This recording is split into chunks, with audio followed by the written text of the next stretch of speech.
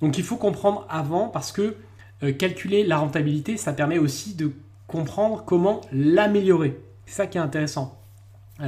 Évidemment, au quotidien, on fait pas ces calculs à la main, il existe des outils, des calculateurs, mais comprendre comment cela marche, ça permet de savoir sur quoi vous pouvez jouer, et ça vous permet aussi d'éviter de vous faire avoir, comme je vous disais, avec des calculs un peu farfelus qui sont parfois faits sur le terrain, où on vous annonce des chiffres qui sont en fait complètement éloignés de la réalité de ce que vous allez avoir une fois que vous aurez signé chez le notaire et que ce sera trop tard.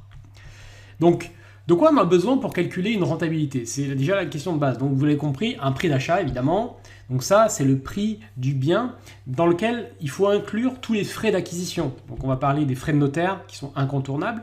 Et si jamais il y en a un, des frais de l'agent immobilier.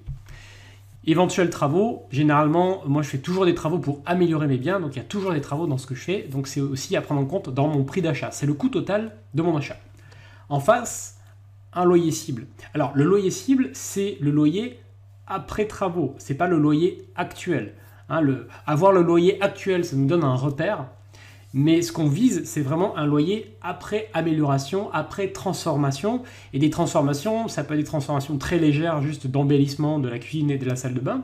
Mais ça peut être aussi des transformations importantes comme une division immobilière. Moi, j'ai déjà fait de la division en appartement que j'ai divisé en deux.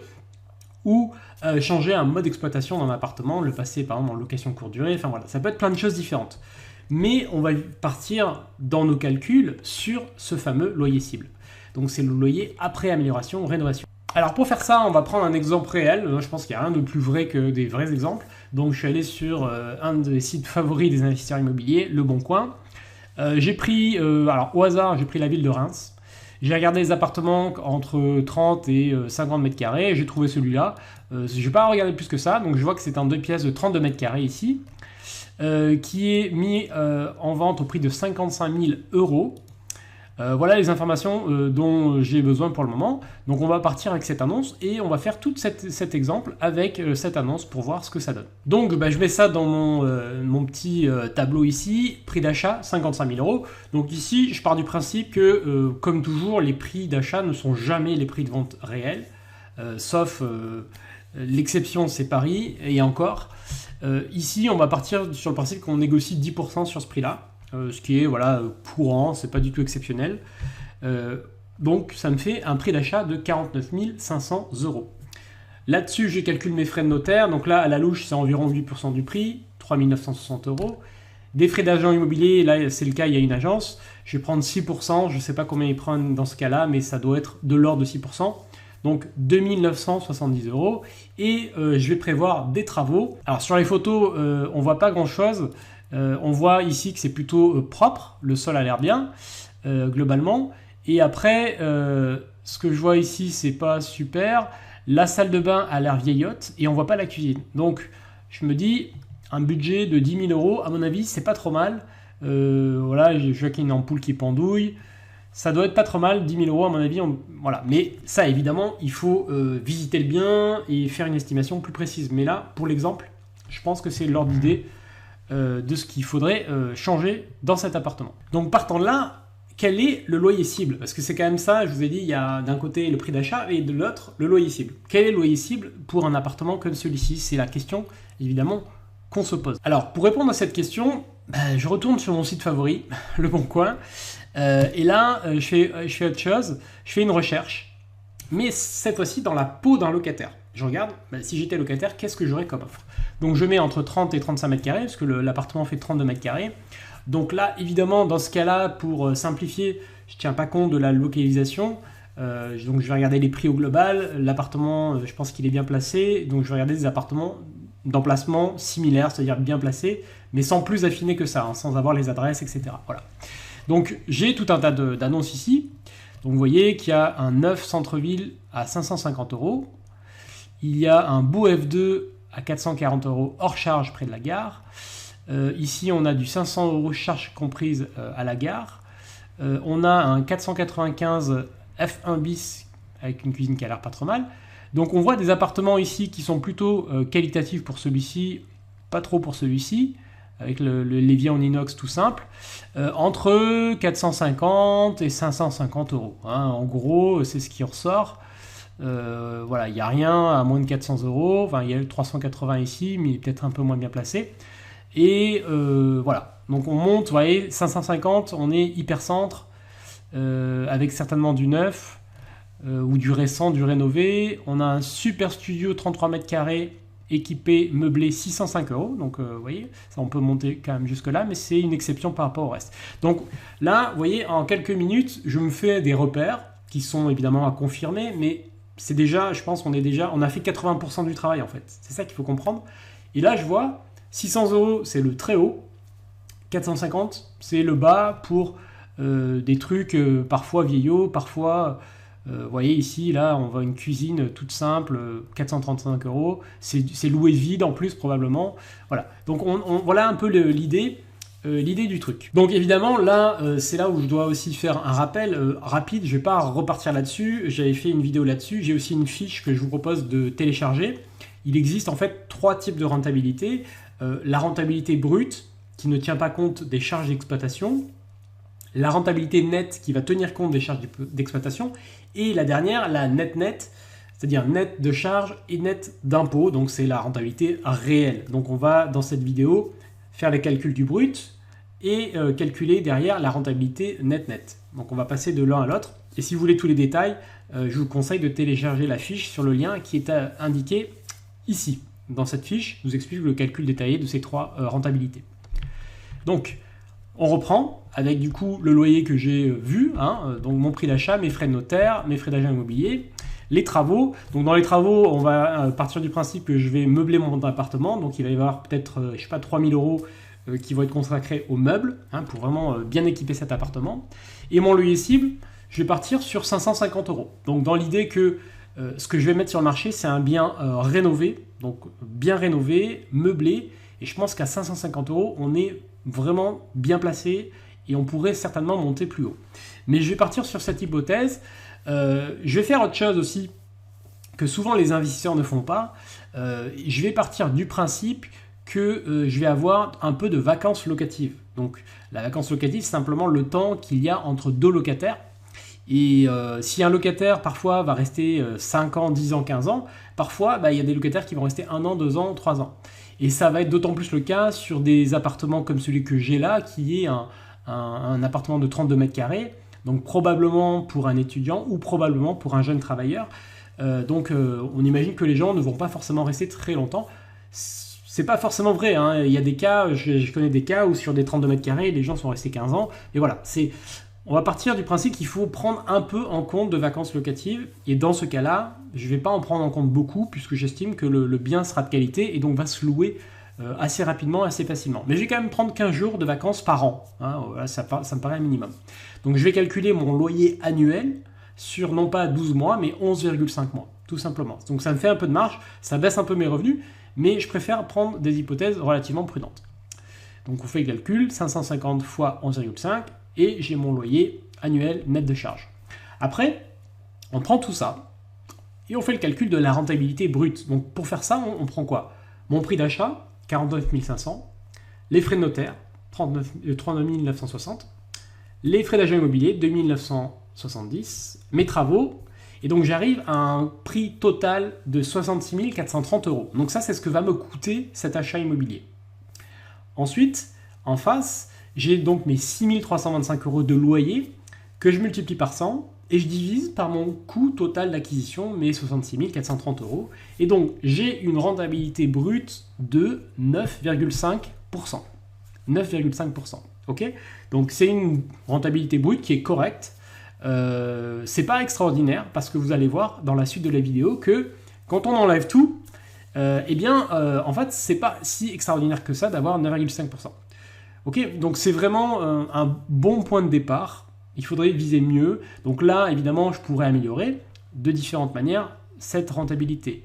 Donc j'ai pris mes loyers que j'ai mis ici et mon coût total d'acquisition que j'ai mis là. Donc vous allez faire simplement loyer x 100 divisé par le coût total d'acquisition et vous avez votre rentabilité brute. Donc là, évidemment, faites attention parce que parfois, il y a des gens aussi qui vous calculent la rentabilité brute en ne prenant en compte que le prix du bien. Donc vous voyez, vous prenez que 49 500 et pas 66 430, forcément votre rentabilité brute, au lieu d'être à 9,5, elle augmente. Elle va passer à 10,5, 11, je n'ai pas fait le calcul, mais ça la dope. Donc c'est pas du tout la même chose. Mais en fait, ce qu'il faut savoir, c'est que on peut prendre des hypothèses. Là, j'ai pris une hypothèse moyenne de 550 €. Et donc, on peut prendre l'hypothèse basse de 500 € de loyer ou l'hypothèse haute de 600 € de loyer. Et donc, dans ce cas-là, on passe à 10,38% de rentabilité. Donc, dans ce cas-là, on est très content. Avec mon hypothèse moyenne, je serai dans quelque chose de correct. Et évidemment, si je loue 500 € mon appartement, là, ça va pas être très intéressant. Je serai pas content. Mais en fait, tout ça, ça sert à rien. Ce calcul de rentabilité brute, il ne sert à rien. C'est un peu comme le chiffre d'affaires d'une société. Ça ne sert à rien de savoir que telle société ou telle personne, elle a fait 3 millions, 10 millions, 50 millions. Ça ne sert à rien, le chiffre d'affaires. C'est comme un peu le nombre de visiteurs sur un site. C'est ce qu'on appelle de la vanity metrics. C'est pour se faire plaisir, pour doper l'ego, dire j'ai fait tant de chiffre d'affaires ou j'ai fait 5 000, 20 000, 500 000 visiteurs sur un site. Ça ne parle pas de la réalité de dans le chiffre d'affaires, c'est quoi? Qu'est-ce qui reste à la fin, hein? Parce que des sociétés qui font 50 000 ou 500 000 ou 520 000 ou des millions d'euros de chiffre d'affaires, mais qui ont des dépenses hallucinantes et qu'en fait en bénéfice net il ne reste pas grand-chose, il y en a plein.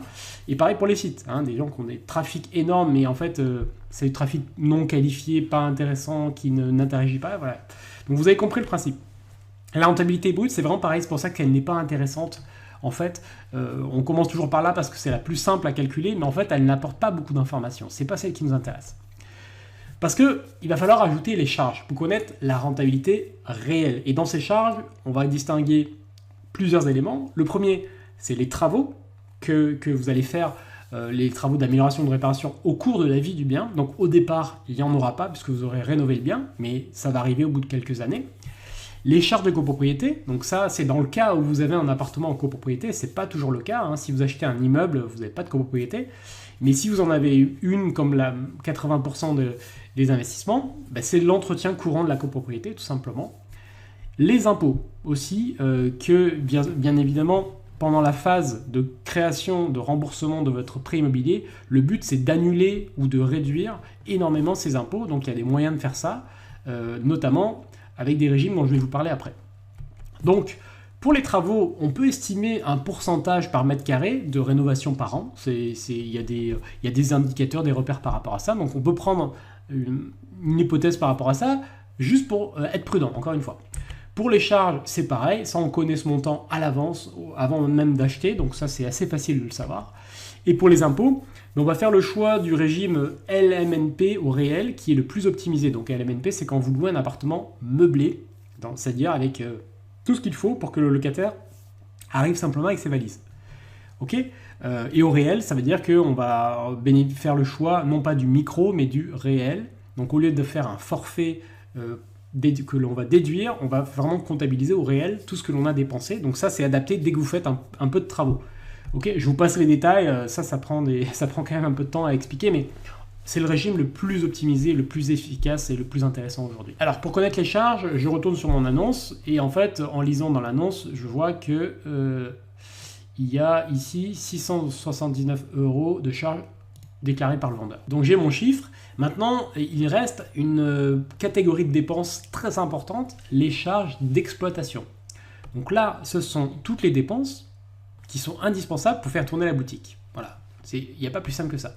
Donc on va retrouver différentes charges, comme voilà, ça, les frais de comptabilité, les frais de gérance si vous le mettez en gestion dans une agence, les travaux de la copropriété, ou la taxe foncière que j'ai catégorisée comme une charge d'exploitation. Ok, donc on a toutes ces charges-là, et donc à chaque fois, il faut prendre une hypothèse si on n'a pas le chiffre, ou alors il faut prendre le chiffre si on l'a évidemment. Pour les travaux de la copropriété, là, c'est les travaux imprévus, vous savez, c'est le style, le ravalement de façade qui a lieu tous les 15 ans, la chaudière qu'il faut changer, ce genre de choses qui est rare, mais quand ça arrive, c'est un montant qui est significatif par copropriétaire. Donc là, c'est pareil, on peut prendre un chiffre pour estimer ça par mètre carré. Pour les frais de gérance, là, les frais de gérance d'une agence, c'est entre 6 à 10%. Donc on va partir du principe qu'ici, je n'ai pas de gérance parce que je gère moi-même. Pour l'assurance, on va partir du principe que je prends une assurance qui s'appelle P&O, propriétaire non occupant, Et pour un appartement comme ça, c'est de l'ordre de 90 € par an, c'est pas grand-chose. Pour la comptabilité, alors ici, comme c'est un appartement meublé au régime LMNP, je vais avoir besoin, il est préférable de faire appel à un comptable pour établir le bilan à la fin, et donc c'est de l'ordre de 300 € par an pour faire ça. Et la taxe foncière, généralement, c'est 1 à 2 mois de loyer, donc ici, je vais prendre un mois de loyer, je pense que comme j'ai pris un loyer élevé, je ne serai pas trop loin de la vérité, avec un mois de loyer. Donc voilà, là j'ai tous mes chiffres pour connaître quelles vont être les charges d'exploitation de cet appartement. Donc qu'est-ce qu'on fait? On reprend le prix d'achat total, on prend les charges de copropriété qui ont été indiquées sur l'annonce, je prends toutes mes charges d'exploitation que j'additionne, j'obtiens 1140 €. Je prends 5% des loyers pour les travaux, donc ça me donne 330 € par an, hein. Donc c'est mon budget travaux par an. Donc il y a des années où je ferai rien les premières années, et il y a des années où je ferai certainement plus. Donc c'est ça l'idée. Une fois que j'ai ça, je reprends mon loyer annuel et je refais mon calcul. Je prends toutes mes charges que j'additionne, j'obtiens 2149 €. Donc ça c'est ce que je vais dépenser chaque année pour exploiter mon bien immobilier. Donc je reprends mes loyers, 6325, je retire mes charges d'exploitation et ça me donne donc 4176 €. Donc ce que ça veut dire ici, c'est que ça, c'est vraiment, on va dire, le résultat d'exploitation. Donc je vais reprendre ce chiffre que je vais multiplier par 100 et je vais le diviser à nouveau par mon prix d'achat total, 66 430. Et là, j'obtiens une rentabilité de 6,2%. Donc c'est la rentabilité nette de charge. Ok? Donc c'est pas pareil d'un coup, hein. On est passé de 9,5 à 6,2. Donc on a perdu plus de 3 points en mettant les charges d'exploitation et en prenant des hypothèses quand même prudentes, hein. J'ai pris de la vacance locative, j'ai prévu des budgets pour les travaux et j'ai prévu pas mal de choses que souvent les investisseurs qui débutent un peu ne font pas, hein. Mais en fait, on ne sait toujours pas à ce stade combien il reste à la fin du mois. Et c'est ça qui est à la fois amusant et puis assez perturbant avec ce calcul de rentabilité, c'est qu'on ne sait toujours pas combien il reste. C'est quand même le but. Donc le but, c'est de connaître le cash flow opérationnel, hein, ou la trésorerie si vous préférez. C'est vraiment combien d'euros il reste à la fin du mois. Donc pour faire ça, on va reprendre les loyers et les charges. Donc ça me donnait 4176, c'est ce qu'on vient de voir. Je vais prendre en compte le remboursement du crédit. Alors pour connaître ce remboursement, c'est très simple. Vous allez dans Google, vous tapez meilleur taux calculette prêt immobilier. Vous arrivez sur une calculette comme celle-ci. Vous mettez dans le montant du prêt 66 430 €. On va faire un emprunt sur 20 ans parce que c'est la durée que je vous conseille de faire. Ne prenez pas moins. Et ça vous donne le montant de votre mensualité, 347,87 €, assurance incluse. Ok? Donc après, on peut sûrement obtenir un meilleur taux que ça, ce qui va réduire la mensualité. On sera peut-être à 320 €, voilà, mais c'est l'idée, hein, vous avez compris. Donc une fois que j'ai cette mensualité, je la multiplie par 12. Et ça me donne donc 4174,44 € de remboursement par an pour mon crédit. Et là, vous vous dites, mais ça ressemble pas mal à mon résultat d'exploitation. En fait, ouais, il y a la question de l'imposition qui va se payer, donc qui va se poser, mais lapsus révélateur. En fait, dans le régime LMNP au réel, c'est le plus avantageux. Et dans ce régime, on ne va pas avoir d'impôt à payer sur nos loyers pendant de nombreuses années. Ça dépend évidemment de plein d'hypothèses, du montant des travaux que vous faites, ça dépend du loyer que vous avez, ça dépend aussi, il y a d'autres contraintes qui viennent avec, voilà, je ne rentre pas dans les détails, mais le but c'est que pendant 7 à 8, 9 ans, vous ne payez pas d'impôt sur vos loyers avec ce choix-là. Donc on prend 4176, on retire le remboursement du crédit, et donc j'ai une trésorerie nette de 1,56 € par an. Donc j'ai pas fait exprès, mais je tombe à 1,56 €. Et là, vous vous dites, lol quoi. Et Mickaël, t'es gentil quoi. Tout ça pour ça 1,56 €. Mais en fait, si vous avez déjà regardé, si vous avez fait des calculs, vous allez voir que avoir un autofinancement avec les hypothèses que j'ai prises, hein, c'est-à-dire avec des vrais chiffres, avec des trucs réels, de la vacance et tout ce qu'on veut, c'est déjà pas si mal. Le but, c'est évidemment de faire mieux. On est d'accord. À 1,56, moi, j'achèterais pas forcément aujourd'hui. Le but, c'est de faire mieux. Mais rien qu'en faisant ça, vous créez un patrimoine qui se paye tout seul, réellement, hein. Là, c'est vraiment le but. Donc, faut avoir aussi conscience de ça. Le but étant non pas de vous montrer qu'on peut avoir des rentas hallucinantes, c'est juste de vous montrer comment on fait les calculs avec cet exemple. Donc, par exemple, j'ai une colocation sur laquelle j'ai 188 euros de bénéfices par mois. Hein. C'est du net, après impôt, tout ça, quoi. Sur un immeuble de rapport que j'ai 700 euros par mois de bénéfices, pareil. Voilà. Vaut mieux avoir de la renta, du bénéfice chaque mois, évidemment, mais il vaut mieux avoir quelques biens qui sont autofinancés que de ne rien faire encore une fois. Ok ?